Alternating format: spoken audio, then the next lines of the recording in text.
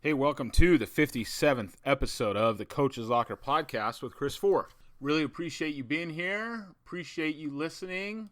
I hope that we're delivering some good content to you.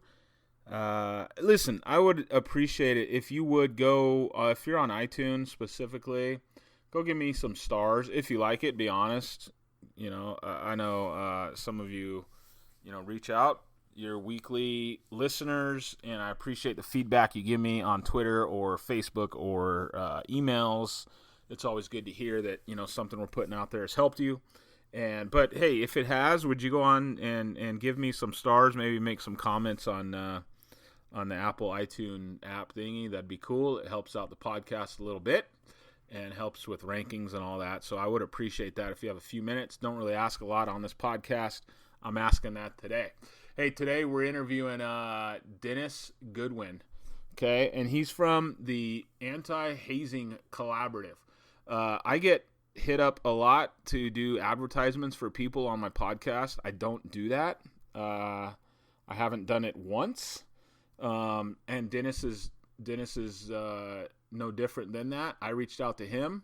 He's not trying to sell a program to you. That's not why I had him on here. I may do that sort of advertising in the future. If it is a paid advertising spot, I'll be honest with you. I'll let you know that. But this is not that. I met Dennis a few years ago. He did hit me up on Twitter. Wanted to get involved in California schools. I'm the president of the California Coaches Association. And he said, hey, how can we get in schools out there, that type of thing. He drove all the way out to Yucca Valley to see me. We hung out. He told myself and my principal about their program. It's amazing stuff. So one thing you'll hear me refer to a couple times in here, I serve as an expert witness in court cases, and I've done 13 of those court cases the last 3 years here. And basically I listen to all the details, and I give an opinion about the lawsuit, and so I've worked just about half and half. Half the time I've worked for the kids who are suing a coach or a district, and then the other half I've worked for the district. It's very even, and I didn't necessarily do that by any kind of design, but it's just happened that way. But I was involved out here in a lawsuit where I worked as an expert witness, a pretty bad issue that happened at a school. I got to be real careful with what I say and don't say, but Southern California hazing incident happened more than 10 years ago now. Went through the court system for 10 years. It was in the court system. Unbelievable. That's the longest one I've ever worked on. Most are a 2 to 3, 4 year deal. This was in the courts for 10 years. It went all the way up to the LA Police Department chief. I mean, this was a big deal. Cover up stuff happening. And anyway, at the end of the day, though, it was, some student athletes who were injured, some student athletes whose lives were really changed forever because of what happened in a locker room because of hazing. And I'm passionate about making sure hazing is not going on. So we talk about hazing, we talk about bowling, we talk about the difference. I think he defines that in a beautiful way I've never heard before. But I want to help coaches with this podcast. I want to help administrators with this podcast. And coaches, it's not a sexy title, but I'm telling you, it should be my most listened and celebrated podcast ever, because of the information you're going to get on here that I think can help you stay out of the courtroom in the future. But it probably won't be a very well listened to podcast because it's not about how to score touchdowns. Unfortunately, that's how it is. But I don't care really. I'm I'm just trying to here to provide some content. But I've blabbed long enough, folks. Dennis Goodwin from the Anti Hazing Collaborative. Please check him out online. No Haze, Haze, nohaze.org, nohaze.org. And on Twitter, you can find him at AHC No Haze. Again, AHC No Haze, Haze. Follow him, check him out, let him know. Folks, listen, if I were you, I'd have Dennis out to your school. And again, I'm not making a dime to say that. I'm not getting any kind of percentage. If he does come, I might ever not even know. But I would advise you to get him out to your place. I think he does a great job in teaching coaches, student athletes, parents, administrators about hazing. And as you'll hear us talk about, he usually never gets that phone call until a hazing situation's already happened. By then, obviously, it's too late. Folks, check out Dennis, and I hope you enjoy the podcast. You are listening to the Coach's Locker Podcast with Chris Fore, a place for all coaches to call home. The Coach's Locker Podcast is a part of the Football Coaching Podcast Network. Please visit footballcoachingpodcast.com to hear and see our entire lineup of top football coaches coming to you every single podcast with valuable information to help you and your program. The Coach's Locker Podcast with Chris Fore exists to help prepare coaches to be hired for the job of their dreams and to provide coaches with dynamite resources to become even more successful in their field. You can reach me on Twitter at Coach Fore. That's at COACHFORE. And my podcast home is at 8laces.org/podcast. That's 8laces, EIGHTLACES.org/podcast. Welcome to the Coach's Locker Podcast with Chris Fore. Now, let's get after it.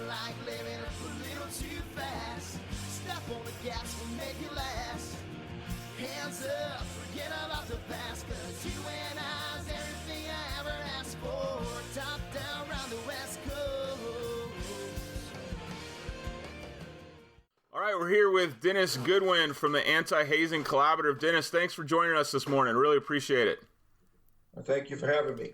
My pleasure. Yeah, I love what you do, Dennis, because I think, hazing, and then today we'll get into it. This hazing and bullying, it's such a big deal out there, such a major issue, hurting kids at the end of the day in some areas. And I wanted to pick your brain a little bit today to see how coaches can have a positive influence in their programs, and administrators too, for that matter. So let's jump into this, Dennis. The Coach's Locker Podcast, one of the things I do to help our listeners get to know our speakers and our guests a little bit is we have something called the kickoff, the tip-off, and the first pitch. And so I want to ask you 7 questions here to kind of introduce you to the audience, Dennis. Can you remember the first team you ever played on and what you remember from that team? I think the first team that I can remember playing Little League baseball with my friends and getting together and playing, and that's what my first exposure to team sports was. And I think it was the good thing about playing with my friends, which were at that time playing out in the street leagues, then we got an organized league.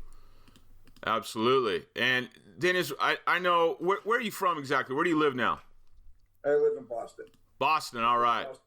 This Boston accent might kill some people here. Well, I think some people like me might like it. We don't have much of an accent out here in California, right? So what do you remember, Dennis, about the last team you ever played on?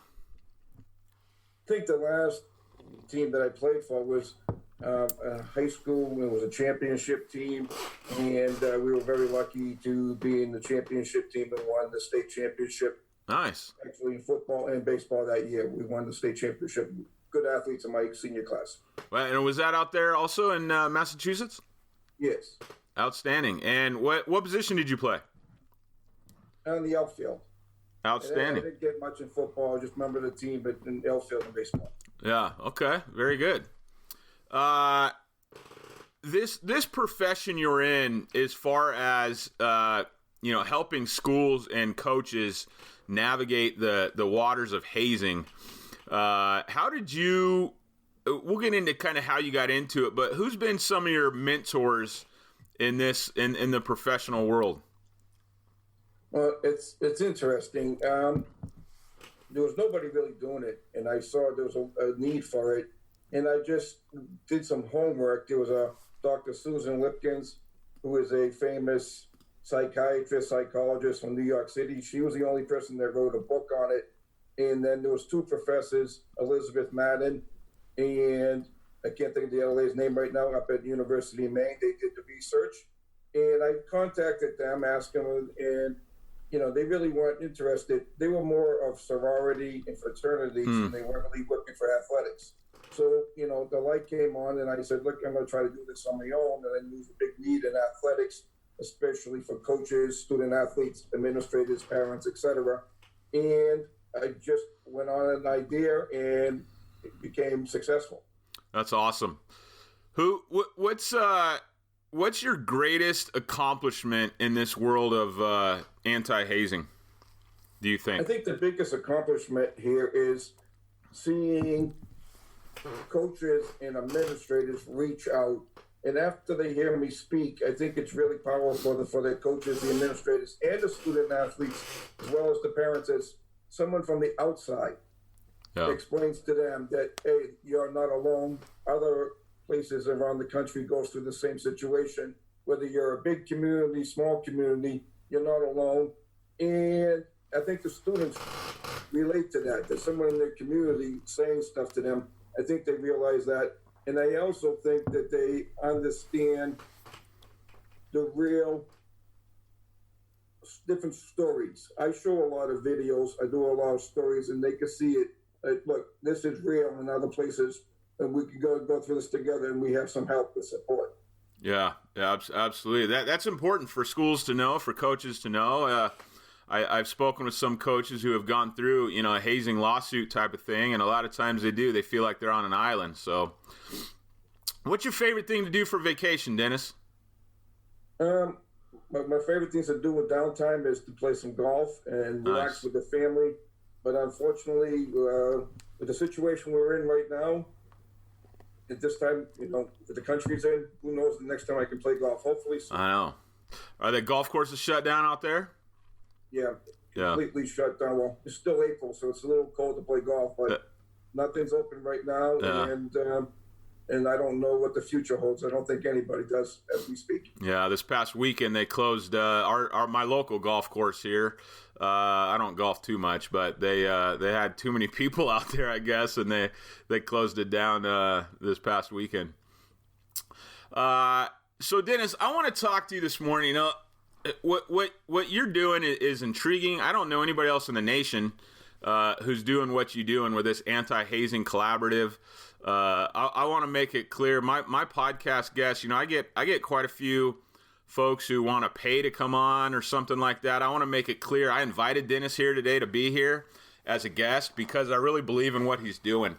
I met Dennis, tried to get him into our district out here to come do a presentation to help us with, not that we have a hazing issue. Interestingly enough, the high school I work at now, they did back in 2000 that made national headlines and really set their football program back quite a ways. I'm not going to really get into that now, but I serve as an expert witness, and I've served on a case out here in Southern California, very, very prominent hazing case involving LA Unified. Folks, it spent 10 years in the court system, if you can imagine that. I've got all the documentation on that entire case, and it was fascinating because, some administrators lost their job, a coach lost the job. This thing went all the way up to the chief of police. I've got, dialogue between assistant principal and chief of police with the Los Angeles Police Department. The worst thing about this whole thing, Dennis, the experience I went through with this case specifically, is to see what it did to two kids involved. And I can't get into a lot of details, but their lives have really been sidetracked, so to speak, have really been changed because of the sexual hazing specifically that happened to these two young student athletes. So I think it's near and dear to my heart as an administrator, as a coach, is protecting our kids. So you told us a little bit about how you got into it, how you started it, but why? I mean, what got you really into the Anti Hazing Collaborative? You can visit Dennis on Twitter. His Twitter handle, AHC No Haze. That's AHC No Haze. And his website, nohaze, NOHAZE.org. Okay. I encourage you to track Dennis down, get him involved in your school. So Dennis, tell us a little more about how you got into starting this Anti Hazing Collaborative, and exactly what led to where you guys are at today. Well, basically, like I said, I did some homework. I knew there was a big need for it, and it was like you said, there was no one in the country that was doing it, and the few people that were doing it, they were strictly working on Greek life, fraternity, and sorority. So there was no one angling athletics. So I saw there was a big need for it. I started out on my own, and I went to a conference. I don't know if you're familiar with the NACDA conference, which is the National Association of College Athletic Directors. I went to that, and they had me speak. And I actually spoke to one of the conferences there, and things started off right there. And right away, I get my first contract, and it went from there, and it spread. And I just started contacting people, emailing people, big need for it. And I've spoken now in the last, say, it's been about 6 years I started the company. I have probably spoken to now over 80 school districts, colleges, and high schools, and athletic directors, coaches, principals, communities, etc. And that's basically how it all started. And I really didn't know what I was doing. And I really worked at it, and I built some PowerPoints, and I built connections. And now when I go to these conferences, it's amazing how many people I walk around that recognize me. Nice. Or, unfortunately, if they need the word hazing, I seem to be the contact. I've had colleges call me and say, well, I've had an issue, and everyone told me to contact you. So that's how I get the word out. Yeah, you've built that reputation, which is awesome. How is your business like? What part of it is high school level? What part of that's college level? And it's interesting. Most of the time, unfortunately, most of the time after I get the call is something. Not too many people are proactive. Most people are reactive. And they're all calling me after they had a situation. So I try to tell them to be proactive, reactive. I would say that it's more high schools that call me than colleges, because I think the colleges all want to keep it quiet. Like, it doesn't happen here. It happens at other places. Yeah. So, and no, I think that proactive thing, you're right. In my opinion, it's such a small investment to have someone like you come in, help to establish some norms, help to educate coaches, student athletes, parents, etc., as opposed to being on the flip side of that, where you're going to spend millions and millions and millions of dollars in a lawsuit. So well worth that small investment on the front end, but you have a hard time explaining that to people, right? Well, that's interesting. One of the first deals I ever received was at a college at a conference. A lady heard me speak, and she followed me back. I was ready to have some dinner at the hotel, just going to have a dinner and a beer and go to bed. And she started talking to me, and she asked me about my program. And this was the first contract I ever got, and I didn't know anything. So she said to me, "What do you charge?" And I really didn't have any idea. I just honestly didn't have any idea. Yeah. And I came up with a number for her. And this was a college in Texas. I won't mention the college. And I told her the number, and she said, "That's expensive." And I looked at her. I said, "Well, what does your school charge for each student every year?" Yeah. And I think she told me $35,000. So I said, "You won't take, like, we'll just say 2% of one student for 1 year to come in there to protect your career and your job and your reputation. And basically, I'm an insurance policy." Yeah. And she looked at me and she said, "Are you an attorney?" I said, "No." She goes, "Well, I am." And that's the best answer I ever heard. There you go. She had me right then. So I was trying to tell her that it's the cost, like you said, instead of costing the reputation millions of dollars, is a lot safer to be proactive instead of reactive. Yeah, absolutely. She did hire me, and I went, and it was very successful.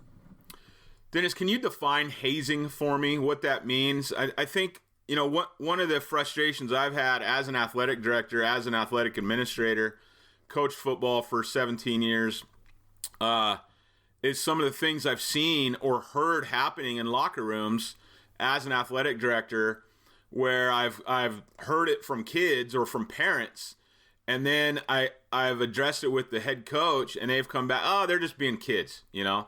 Yeah.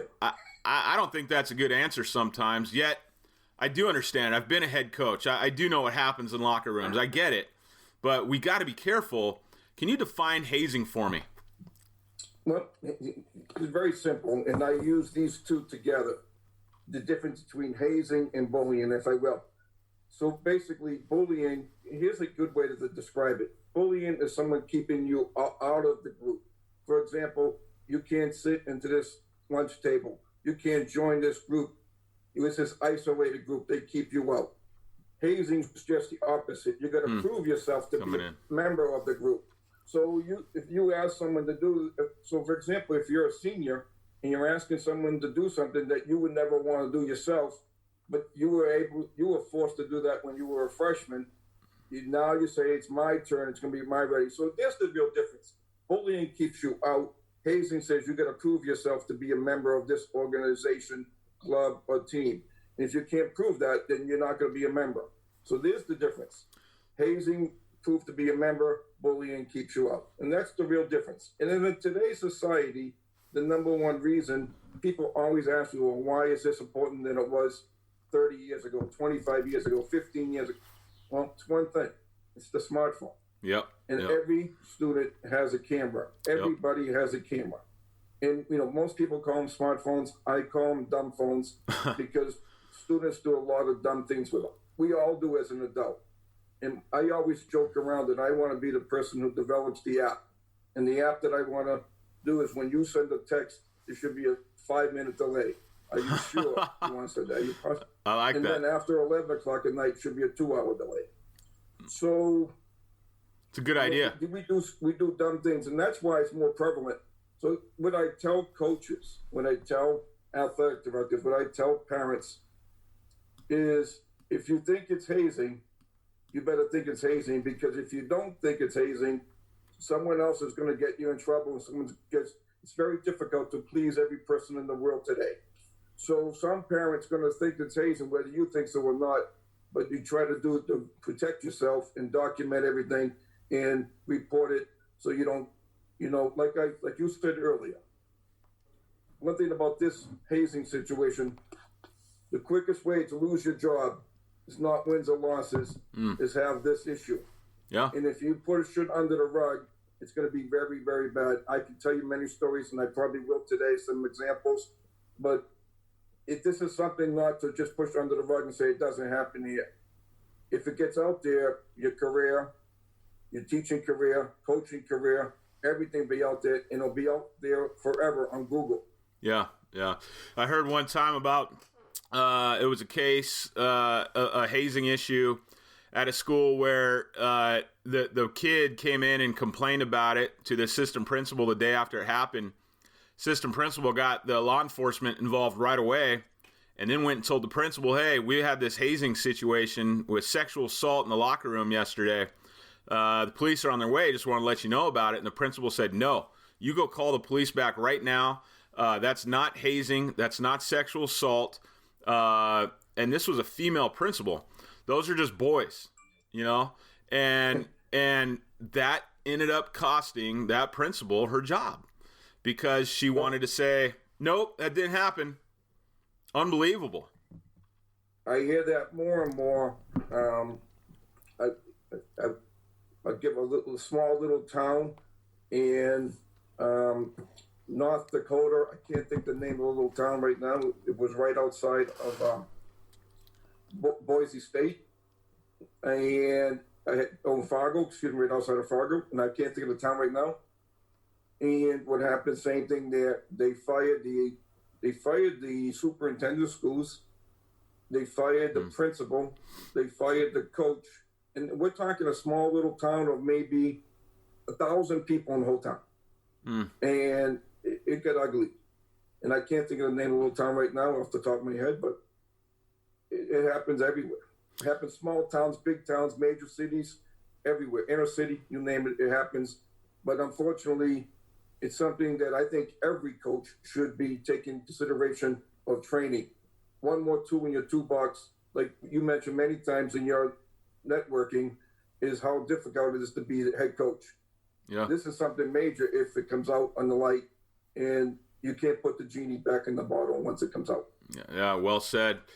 Dennis, when does the line get crossed from, like I said, they're just boys being boys in a locker room to becoming hazing? When does that line get crossed, do you think? Well, the line gets crossed every day. And then what you got to look for is, see, I think one of the most difficult things is most coaches are educators. Mm-hmm. And you start your day at 7 a.m., probably leave the house at 6 a.m. And most coaches have family life. And when you want to leave early, so you got 2 kids in the locker room left, 3 kids in the locker room left, you've had a long day, and you might have something to do with your family, and you leave.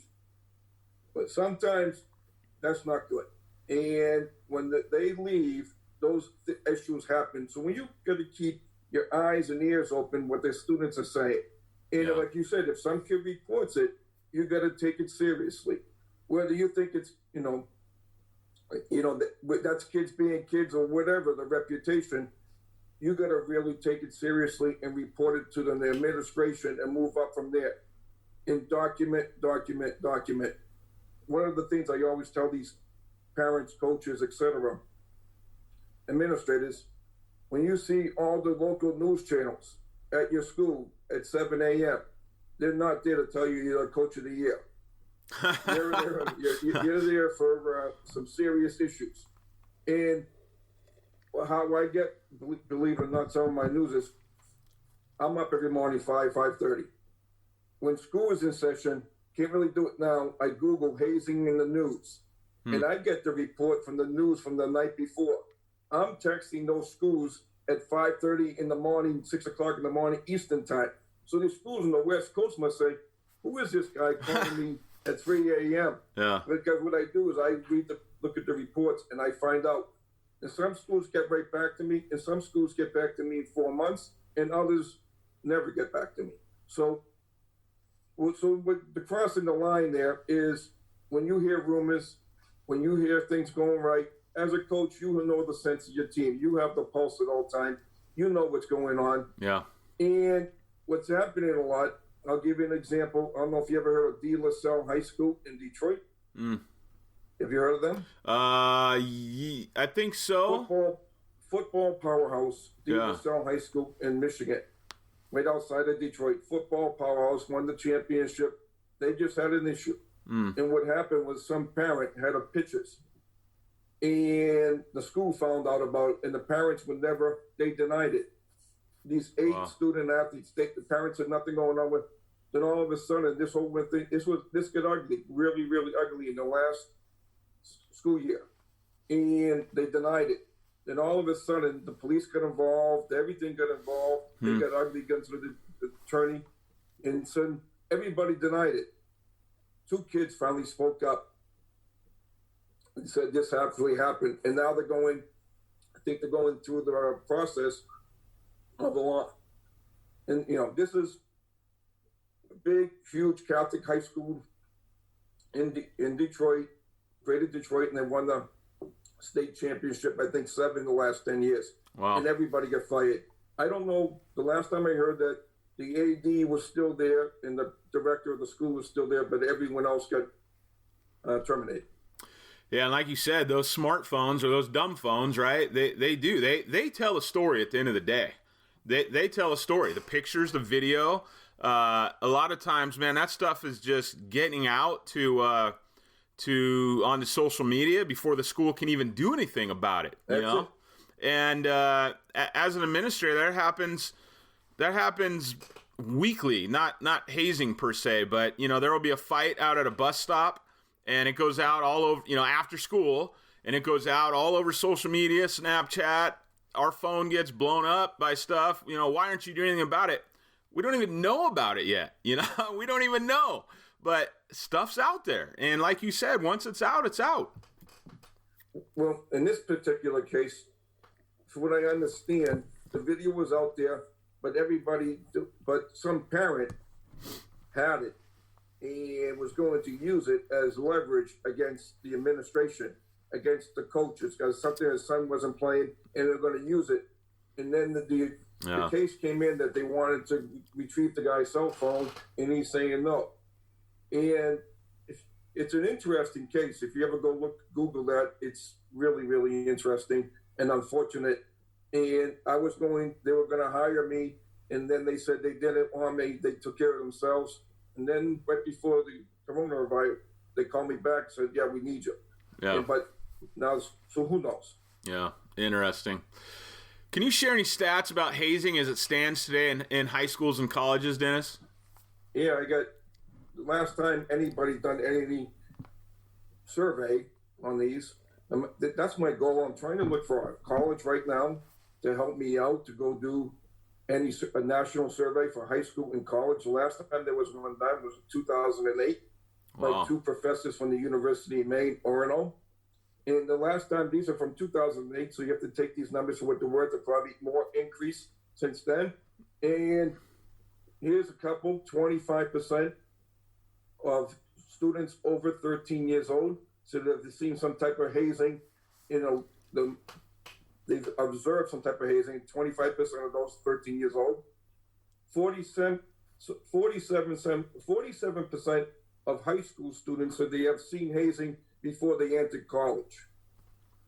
The most amazing one, well, here's another one. 92% of the student athletes said they've seen hazing, but they didn't tell anybody because they didn't know what to do.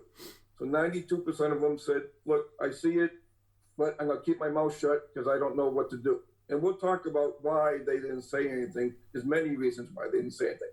And the one that jumps off the page to me as an educator, as a parent, as I'm a sports official, I've been officiating for a long time.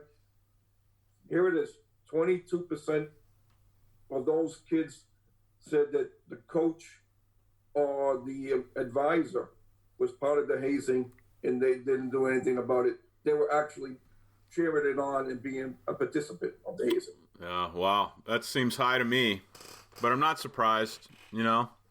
I mean, what they did, I believe it was 80,000 student, and this was just students. This was athletes, everybody. It wasn't just athletes. It was 80,000 nationwide, and these were the numbers. Wow. And my goal is to try to do one. I had one college, we're ready to go, and they really weren't, because what I was doing, instead of talking to the sports administration people, we were talking to the psychiatry department to do this type of survey. I think what you need to get is like sports administration, some type of that involved with athletics to do this type of thing. Yeah, no, a great idea to get something current. I'm surprised there's nothing more current than that out there. Well, that's my goal. Yeah.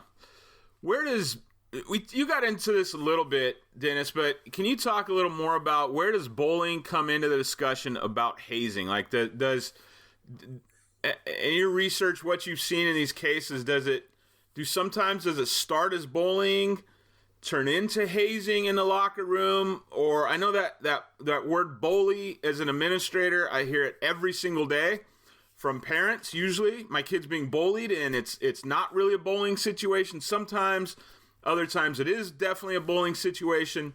But can you talk about how bullying and hazing kind of go hand in hand, or do they not? Well, the word bullying is a big umbrella. And underneath that big umbrella is many different branches off that umbrella. Just like a Venn diagram. There's many different lines off that Venn diagram with bullying. So, yes, bullying covers a lot of things. And you have to be specific. Like I said before, the differences of hazing is prove to me that you can be a member of our group. People always say to me, like I've heard, and I'm sure where you are locally everywhere in the nation, is that people say, well, my grandfather went through the hazing situation. My father went through the hazing situation. And when I was a freshman, I went through it. So when I'm a senior now, it's my time to do it. Yeah. That was great 25, 30 years ago. But like we said, that smartphone is different. And there's the difference, is that it is part of bullying, but is it? So when you talk to a parent, well, you got to be specific. What is really going on? So, like you said, that's a word that you hear a lot. Just like when the students say to me, or used to say to me, they don't respect me. I used to say to them, "What's your definition of respect?" Because every student has a different definition of respect. Every student has a definition of bullying. Every parent has a definition of bullying. So you really have to ask the certain questions, and it's very difficult as an administrator because you don't want to blow it away, but you want to know specific. And like you said, as a coach, things are going that you don't see. But I think any coach who's a really good coach knows the pulse of the team. Yeah. And I also think they know what's going on and they hear things. And if you don't hear things, shame on you. You're not really doing your job, because you should be hearing, what the kids are saying, what the parents are saying, what the roomers are saying. Someone on your staff is hurt. So you can't really look the other way anymore, because if you do, you're going to be unemployed or even worse, going to a court case. Yep. Yeah, right on. What are some things coaches can look for that might indicate they have a hazing issue on their hands? That's a very good question. And I think one of the things, if some kids are very outgoing, some kids might be very outgoing kids, and all of a sudden they're very quiet. In the culture, one of the things that you look for, the kids change their culture. Some kids won't want to participate anymore. They won't want to speak up. And when you start seeing that, there's a reason why. And when they also got to try to start, when these kids are freshmen, you got to change the culture, the paradigm of the whole thing. When you try to tell these kids, look, it doesn't happen here. As an educator, I listen for two words, very powerful two words. And those are words, I and we, or they. When your kids say, how did I do? Or how did you do? That's not good. We want to hear the kids say, how do we do? So when your kids say we, that means they bought into the system. So when you hear kids say that, how did you do or how did I do, that's not good. You want to hear the kids say we. So when you don't hear that, all you hear the room is, hey, today's the day we're going to get the sophomores. You hear the kids say that, but you got to say to them, that doesn't go on here at X high school. And you got to change the culture, because the kids will buy into the culture, but if they were hazed as sophomores, they're going to do it when they were seniors because they think it's the right of the ritual. But I think you got to change that culture, and that's very, very difficult because it takes a lot of work. And then we know that coaching is a lot of work and a lot of time. And do you really want to spend that little bit of time every year or every day? So I listen to what the kids say. Yeah. And just like, I think the kids, they're brutally honest. A high school kid is brutally honest. You might, if you ask 80%, you asked 100 kids, and 80 of them are saying that, yes, that's a good teacher, that's a good coach, take it to the bank. If 80 are saying it's not a good coach, not a good teacher, take it to the bank, because they're brutally honest. And that's what I like about teaching. That's what I like about being involved with young kids. They're honest, and they want the right thing. They like that structure. So I think that is really one of the things that coaches should look for. They should also try to do other things as a team, go involved with the community, go involved with the outside, and get the kids on board. And when you hear the kids say, we don't do that here, that is really, really important. Just like if you have a classroom, the kids say, the new kids, we don't do that here. This is what we do. And problem solve. And the kids take care of it their own. They manage their own, police their own troubles in the locker room themselves. That doesn't really detail. So if someone's, we're probably going to talk about the bystander. The bystander is the most important part of this whole thing. So when some kids speak up, it stops. Yeah, I think what you said there about that, the tradition, the ritual, right? The case I was involved in out here as an independent, witness, basically an independent witness, expert witness is called to come in and give my opinion based on my education, my experience, my credentials. I read through all this material, all these depositions, testimony, and then I give an opinion about about did the coach mess up? Who's to blame? How could this have been avoided? And that's what I do as an expert independent evaluator. And one of the things that happened in this case, again, I can't get real specific. It had happened for about 10 years, a decade. They did this certain thing on Fridays to underclassmen in the varsity program. So there were 2 underclassmen, freshmen or sophomores, on this varsity team, and every Friday for 10 years during the season, they had this ritual that they would do. Like you said, the hazing, you're in our group, we're going to do this to you. And when they, the prosecution here, the kids suing the school and the coach, they paraded in these witnesses for 10 years who said that, yep, this happened on Fridays during the season, and it would progress throughout the year, meaning it got a little worse for those kids throughout the year. That spoke volumes to me as an independent evaluator of the facts in that case. When this coach kind of played dumb, I didn't know. You got kids for a decade saying, yeah, it happened. Yeah, the coach knew. That's a real issue for me, Yeah, so that made a lot of sense what you said there.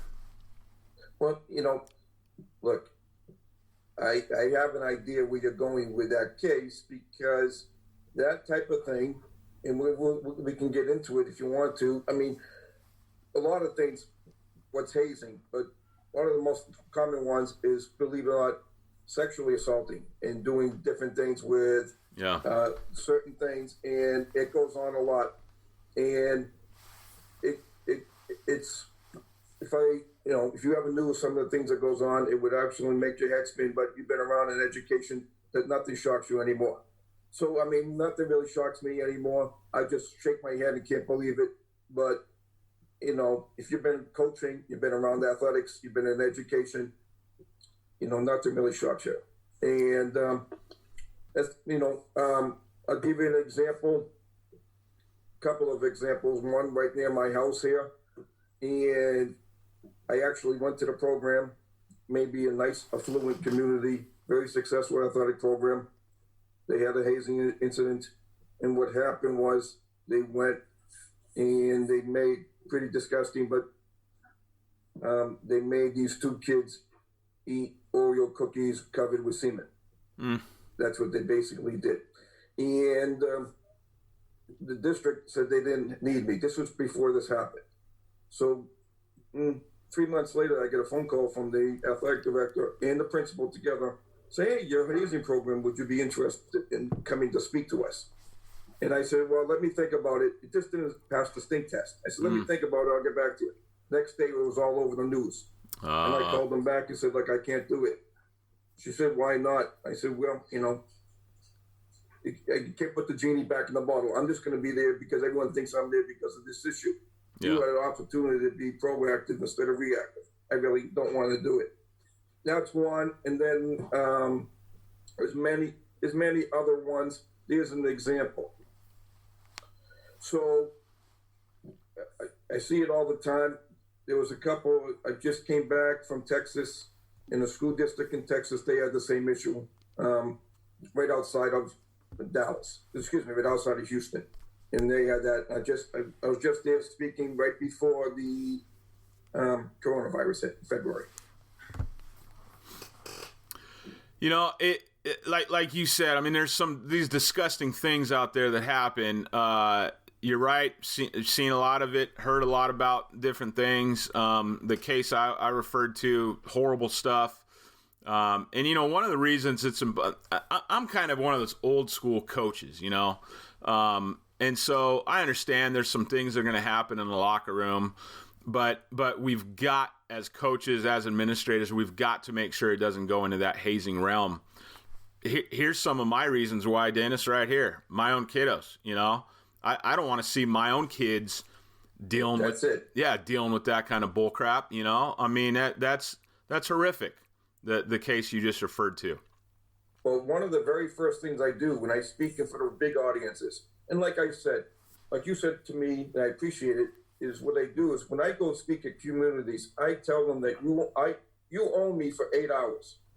Whether you want to do it in 2 days or you want to do it in 1 day. And I will speak to the coaches, I will speak to the student athletes, I will speak to the administration, I will speak to the community, whatever way you want me to do it. If so if you want me to speak from 8 to 10 o'clock 1 day, great. If you want to speak from 11 to 1 the same day, if you want to speak from 2 to 4 and 5 to 7, I'm yours. Because I feel that my job is to go out to get to the most people. So that's why I try to tell them to do that. And when the very first thing I ask the audience, how many people here have students? How many people are educators? How many people have are coaches? How many people are parents? How many and grandparents? It's amazing. Everybody raises their hand. And I said, well, I'm here to help you to protect your job, your career, your grandchild, your child, and that's my goal. And unfortunately, my other thing I tell them, I want to be out of work. My goal is to be out of a job. Yeah. When they all laugh, but they understand that it's going to be impossible. Yeah. We're talking here with Dennis Goodwin. You can go to his website, nohaze.org. That's nohaze.org. You can find him on Twitter at AHC, at AHC. That stands for Anti Hazing Collaborative. So on Twitter, AHC No Haze, AHCNOHAZE. Here with Dennis Goodwin. Dennis, got a few more questions here. Why is anti-hazing education and professional development so important for a school? And that's a very good question. And what my answer is, across the country, the big buzzword right now in sports is concussions. And rightfully so. But I think this hazing is just as important, because if there's anything that's going to ruin your culture or to help you lose your job or the community to turn on you, on the alumni to turn on you, is this. Because no one ever wants to admit that they have a problem, or they try to keep it under the rug. And like we said, many reasons why. The sports, the reason is the smartphone, the videos get out there. And like you said, sometimes these coaches have no idea what's going on, and someone's taking a picture, then all of a sudden they're getting the blame. Yep. And trying to do the proper thing. So what my goal is to try to go in there, get an outside person from the community to talk about this and let everyone know this is reality. This is the real thing that's going on, and we really should be able to get the culture, to change the culture, and be aware of some of the things that like this does and what this can do. And I think that any school district, as an administrator, the athletic director, the principal, the coach, the students, the student athletes, the parents, the whole community, this is something that should be doing. Absolutely, I believe it in. Not just because I'm here doing it, but if I was on the other side of the table, I think this would be very important. You ask any coach or any athletic director that has to issue this destroys communities. Yeah. This builds a wedge in the community. So there might be even old family members that believe, hey, that's kids being kids, and their wife might be saying, that's disgusting. Fair point. Good point. The community divided, and that's really, really important, is that's the reason why. We want everybody on the same team. Every community member wants the right thing for the student athletes and the community. And they just want to listen to the different ideas. And the goal is to move on, learn from it. Let's not let it happen again, and move on. And that was the community that I was just in, Montgomery, Texas, right outside of Houston. And they have 2 high schools now, brand new high school. And they got Montgomery High School, and I believe they have Lake Creek High School. And I spoke at both. And one of the things I was speaking about, the Lake Creek was saying, well, why is he here? That happened at Montgomery. The reason I'm here at both, because this is the Montgomery Independent School District, and we're all here together. And I'm sure there were people in that room thinking, why is he here? That happened at the other school. Doesn't happen here. So it's the community. It's everybody. And I think this is an important topic. And if you don't believe so, go talk to some athletic director, go talk to some coach that is experienced in the community. And that's why I think this is necessary to have in your toolbox, like you said. And I think this is, and the parents really like it, because when the parents hear you speak, if they hear me speak, they're thinking, wow, they're doing the right thing. And even if it hasn't happened in your community yet, having somebody like me speak in front of the parents and saying, well, this is a great idea. I'm glad they're doing it now instead of being reactive, now be proactive. And Dennis, I'm looking right at your website, nohaze.org. That's NOHAZE.org. At the very top of that, folks, there's a contact us button. You got Dennis's phone number and email right on there. So if you're interested in bringing him in, go ahead and reach out to him there on his website.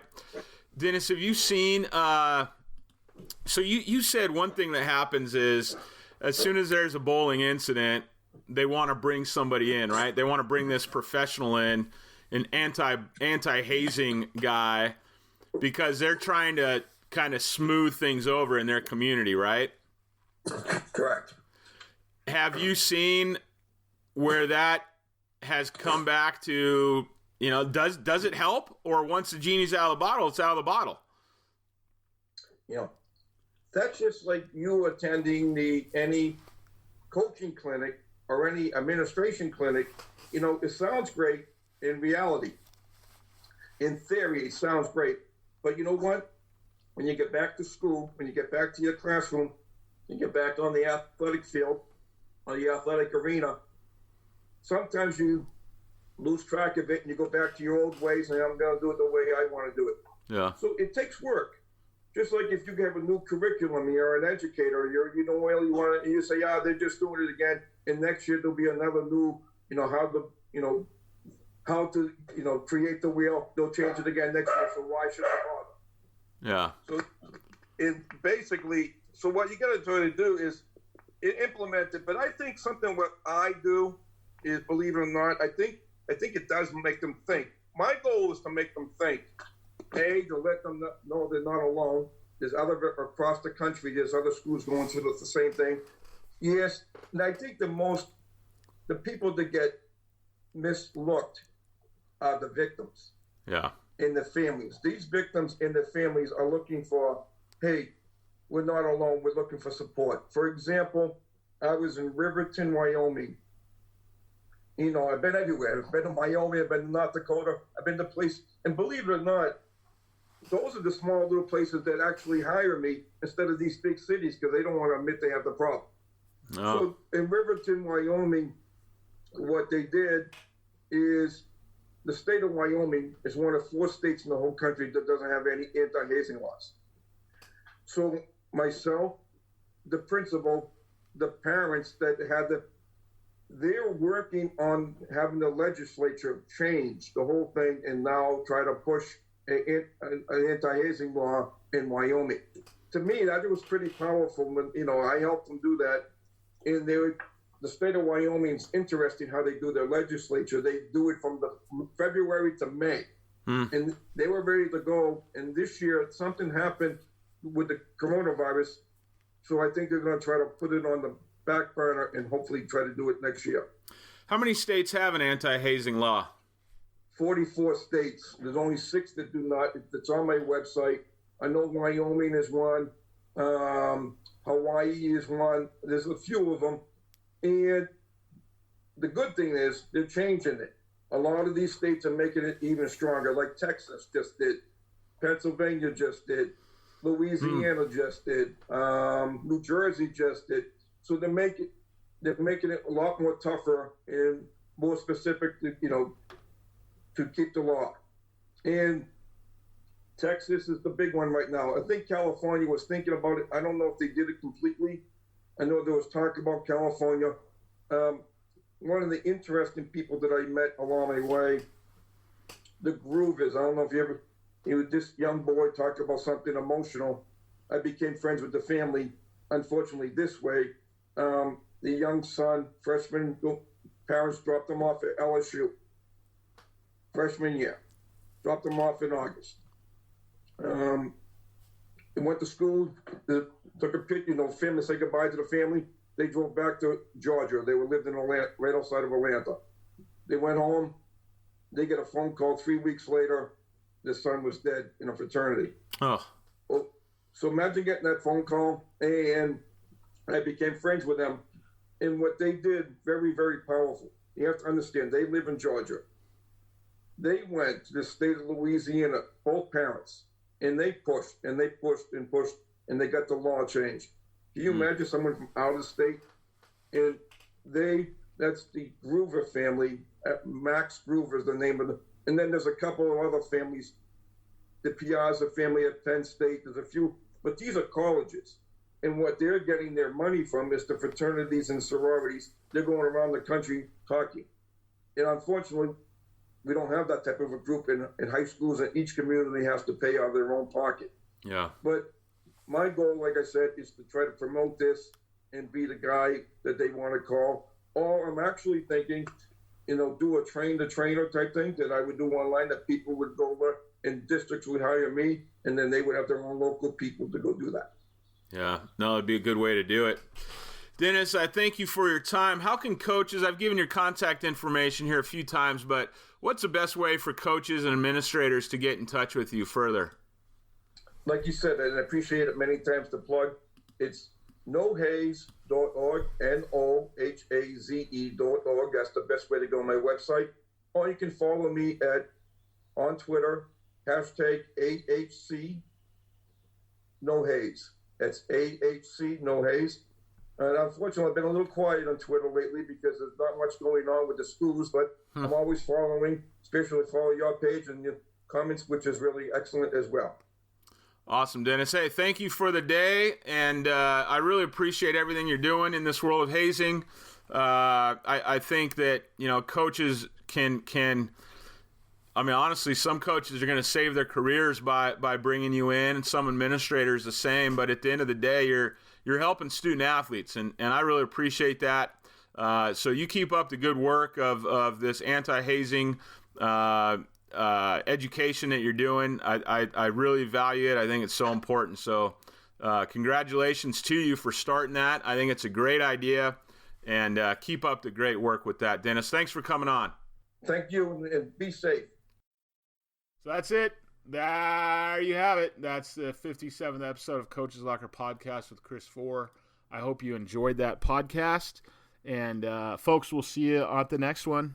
Hit me up on Twitter at Coach Fore, COACHFORE. Email CHRIS at 8laces, EIGHTLACES.org. And check out Dennis again on Twitter at AHC NoHaze. That's AHCNOHAZE. NoHaze, NOHAZE.org. If you're a first-time guest of the podcast, you can find me on Football Coaching Podcast Network. Again, footballcoachingpodcast.com or 8laces.org/podcast. Peace.